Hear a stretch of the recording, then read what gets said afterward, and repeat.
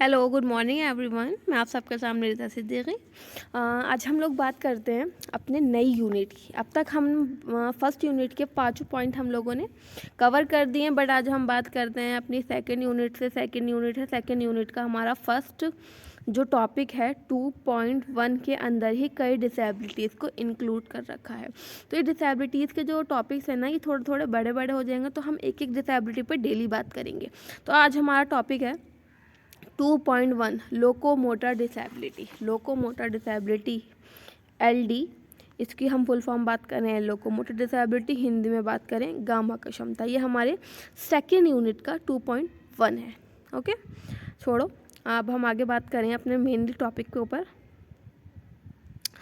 Locomotor disability क्या होता है, ठीक है। गामा क्षमता एक ऐसी विकलांगता है जिसे सामान्य तौर पर देखा जा सकता है, क्योंकि जब कोई व्यक्ति किसी चोट या दुर्घटना का शिकार हो जाता है तो उसका प्रभावित अंग पर स्पष्ट दिखाई देता है। एक एग्जाम्पल, कुछ हमारी डिसेबिलिटीज़ हैं जो देखकर पहचानी जा सकती हैं और कुछ हैं जिन्हें हम देखकर पहचान नहीं सकते, ठीक। कोई विजुअल हेयरिंग इम्पेयर्ड है या कोई किसी को बोलने में समस्या है, तो इस तरह की जो डिसेबिलिटीज़ होती हैं उसको हम लुक वाइज आइडेंटिफाई नहीं कर सकते हैं। देख के हम उसे नहीं पहचान सकते। तब तक हम बच्चे की एक्टिविटीज़ को नहीं नोट करेंगे, तब तक हम नहीं पहचान सकते लुक वाइज के बच्चे के अंदर कुछ समस्या है, कुछ गड़बड़ी है या किसी डिसेबिलिटी से पीड़ित है। बट कुछ डिसेबिलिटीज़ हमारी ऐसी हैं जिन्हें हमें ऑब्जर्व करने की या फिर उनकी एक्टिविटी देखने की ज़रूरत नहीं है। वो लुक वाइज देखकर ही आइडेंटिफाई हो जाती हैं। तो उनमें से एक डिसेबिलिटी हमारी ऐसी है, उसका नाम है लोकोमोटर डिसेबिलिटी।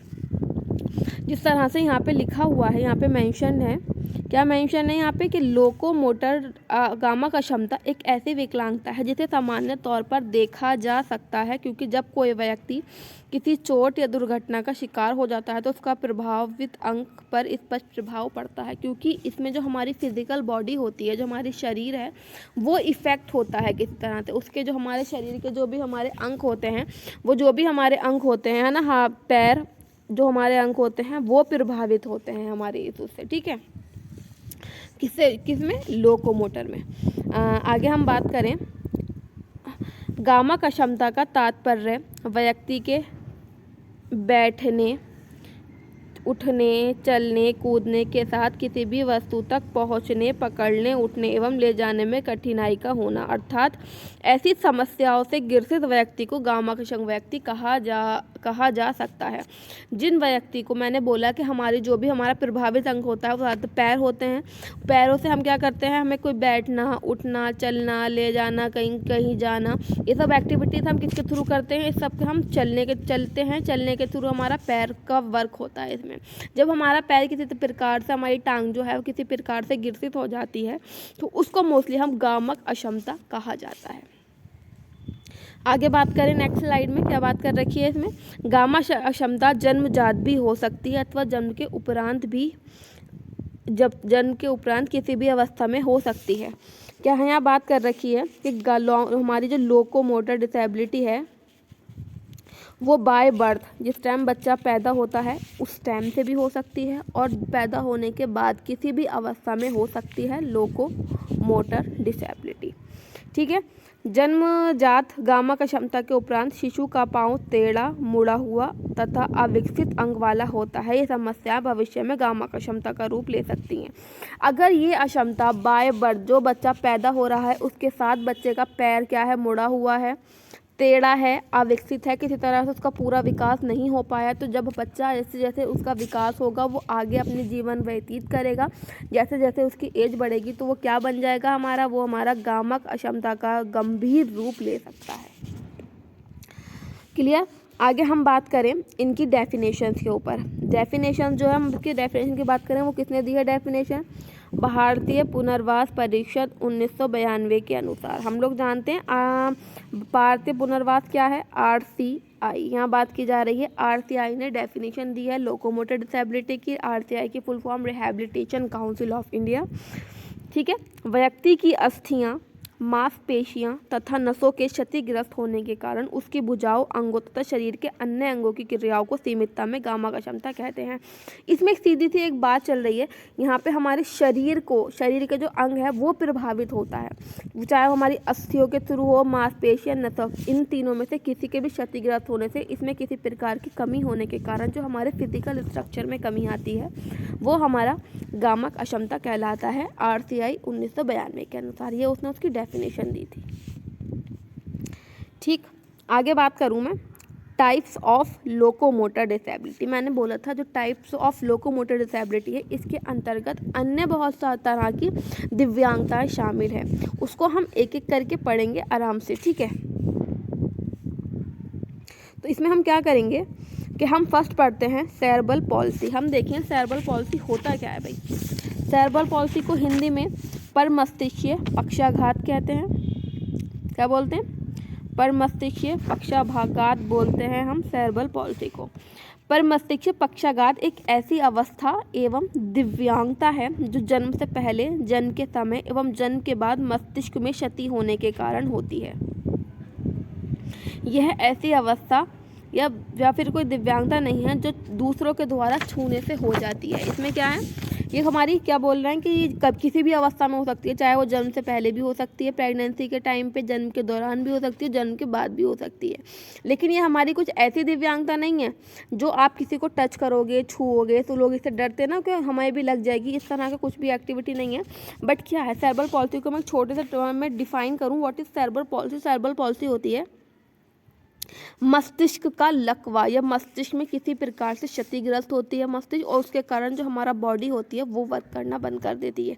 अभी हम शॉर्टली मैं एक्सप्लेन कर रही हूँ, बाकी मैं हर एक टॉपिक की न्यू डे में वीडियो बनाऊंगी और उसके हिसाब से हम समझेंगे सेरेब्रल पॉलिसी क्या होती है, लेप्रोसी कर्ड क्या होता है, पॉलियोमाइलिटिस क्या होता है, spina bifida, dwarfism and then muscular dystrophy होता क्या है। ये हम इनका आराम से डिटेल में बात करेंगे एक अलग वीडियो के साथ। बट अभी हम लोग टाइप्स पढ़ लें, तो टाइप्स में हम देखें तो हमारा सेरेब्रल पॉलिसी है ना। मैंने बोला कि क्या है, मस्तिष्क के लकवा, मस्तिष्क में किसी प्रकार से क्षतिग्रस्त होने से मस्तिष्क क्या करता है, वो हमारी फुल बॉडी को इफेक्ट करता है, जिसे हम सेरेब्रल पॉलिसी बोलते हैं। इसमें हमारे लिम्स इफेक्ट होते हैं, जो हमारे नीचे के दोनों लोअर लिम्स होते हैं, पैर, जो हमारे ऊपर बॉडी के अपर लिम्स होते हैं, हाथ, दोनों इफेक्ट होते हैं किसी कारणवश। लेकिन इसके भी बहुत सारे टाइप होते हैं, किसी में हमारे दोनों पैर इफेक्ट होते हैं, किसी में एक पैर इफेक्ट होता है, किसी में एक हाथ पैर इफेक्ट होता है, किसी में पूरी बॉडी इफेक्ट होती है। इसके जब हम टाइप पढ़ेंगे तो डीपली, तब हम समझेंगे किस प्रकार से ये हमारा वर्क करती है। ठीक है, अब हम बात करें अपने नेक्स्ट पॉइंट की। नेक्स्ट है हमारा लेप्योर्सी कर्ड। लेप्योर्सी कर्ड में क्या होता है, हम बात कर रहे थे लेप्योर्सी कर्ड की। लेप्योर्सी कर्ड होता है क्या है, तो हम थोड़ा सा डिटेल में देखते हैं लेप्योर्सी कर्ड होता है क्या है। कुष्ठ रोग एक ऐसी दिव्यांगता है, जो बीमारी दिव्यांगता है जो जीवाणु द्वारा फैलता है। इसका फैलने का कारण एक जीवाणु है। जब यह व्यक्ति में प्रवेश करता है, जब जो इसका लेप्योर्सी कर्ड का जीवाणु होता है, जब वो व्यक्ति के शरीर में प्रवेश करता है तो सर्वप्रथम उसकी जो श्वसन क्रिया होती है वो प्रभावित होती है। व्यक्ति को सांस लेने में कठिनाई होने लगती है। जैसे जैसे ये आगे बढ़ता है क्या, तो तत्पश्चात नसों को प्रभावित करता है। ये एक नसों का रोग है, इस तरह से समझो। ठीक है, ये एक नसों का रोग है जिसके लक्षण कुछ वर्षों बाद दिखाई देते हैं। जब इसका जीवाणु हमारे शरीर में प्रवेश करता है उसके कुछ समय बाद क्या करते हैं, इसके लक्षण दिखाई देते हैं। व्यक्ति को सांस लेने में प्रॉब्लम होती है, जैसे हमने बात करी थी, उसे पर्याप्त मात्रा में ऑक्सीजन नहीं मिल पाती, जिसके साथ ही विशेषकर जिस भाग में इसका प्रभाव होता है वहीं मांसपेशियां एवं नसों में सूजन आती है। जहां भी इसका ज़्यादा इफेक्ट करेगा तो उसकी मांसपेशियों में क्या आएगी, सूजन आने लगती है। सूजन आने के साथ साथ क्या होता है, घाव, सूजन आने के साथ साथ घाव बन जाता है। जब सूजन, जिस स्थान पर सूजन है वो घाव बन जाएगा, और वो घाव इतना कभी कभी भयानक रूप ले लेता है कि वो जो हमारी स्किन होती है वो खुद ही टूट टूट के गिरने लगती है, और जो कभी कभी इतना खतरनाक रूप धारण करके वो जो हमारा प्रभावित अंग होता है वो भी डॉक्टर अपनी सलाह से निकाल देते हैं शरीर के अंदर से, वरना वो पूरी बॉडी को इफेक्ट कर सकती है। तो हमने बात करी सेरेब्रल पॉलिसी और लेप्योर्सी कर्ड की, हम यहाँ दो की बात कर चुके हैं। अब हम बात करते हैं तीसरे की, पोलियो माइलाइटिस, पोलियो के बारे में। ठीक है, इसमें क्या होता है, हम बात कर रहे थे पोलियो की, तो हम देखते हैं पोलियो क्या होती है। पोलियो एक बीमारी है जो विशेषकर प्रदूषण युक्त वातावरण में प्रदूषण युक्त वातावरण में उपस्थित वायरल के कारण होती है। जो इसका वायरस होता है पोलियो का, वो कहाँ पर मिलता है? वो प्रदूषित वातावरण में मिलता है, जिसका वातावरण प्रदूषित होता है। यह वायरस अधिकतर उस क्षेत्रों में पाया जाता है जिन क्षेत्रों में पानी का जमाव होता है, जहाँ पे पानी जमा रहता है, नदी होती है, कोई गंदे पानी का, है ना, जिस तरह से बारिश आई, कुछ गड्ढे हैं, इस तरह के एरिया में इसका वायरस मिलता है, किसका? पोलियो का। ये ज़्यादातर 0 से लेकर 5 साल तक के ही बच्चों को पे हमला करता है, क्योंकि उन बच्चों की जो इम्यूनिटी सिस्टम होता है बहुत ज़्यादा वीक होता है। ठीक है, अब हम बात करें नेक्स्ट हमारा क्या है? Spina bifida. इसको हिंदी में बात करते हैं द्विशाखी रीढ़। द्विशाखी रीढ़ क्या होता है? इसमें अगर हम बात करें तो द्विशाखी रीढ़ एक जन्मजात असामान्यता है। इसमें क्या होता है? जिसमें जो मेरुदंड की हड्डी होती है, पीछे की जो हमारी रीढ़ की हड्डी होती है, उसमें क्या होता है? एक उभार सा रचनात्मक दोष हो जाता है।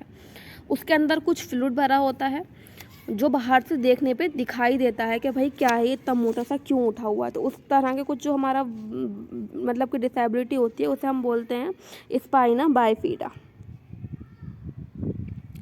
आगे बात करें, नीचे लिखा है ड्रॉफिज्म। नेक्स्ट जो हमारा है ड्रॉफिज्म में क्या होता है? ड्रॉफिज्म का होता है बौनापन में क्या होता है? ये हमारा एक आनुवंशिक होता है कि हमारी पीढ़ियों से चलता आ रहा है। कुछ हमारे जो दादा परदादा होते थे, उनमें कोई छोटे कद का होता था, जिसके कारण वो कद हमारे मतलब के चलता आ रहा है। वो हमारी इस पीढ़ी में भी है, नेक्स्ट पीढ़ी में भी। एक तो होता है पूरी जो फैमिलीज होती हैं, पूरे वो होते हैं ख़ानदान टाइप, उस तक में क्या होता है? ये बौनापन हमारा आ जाता है। तो ये हमारा क्या है? ये हमारा जेनेटिक डिसऑर्डर है।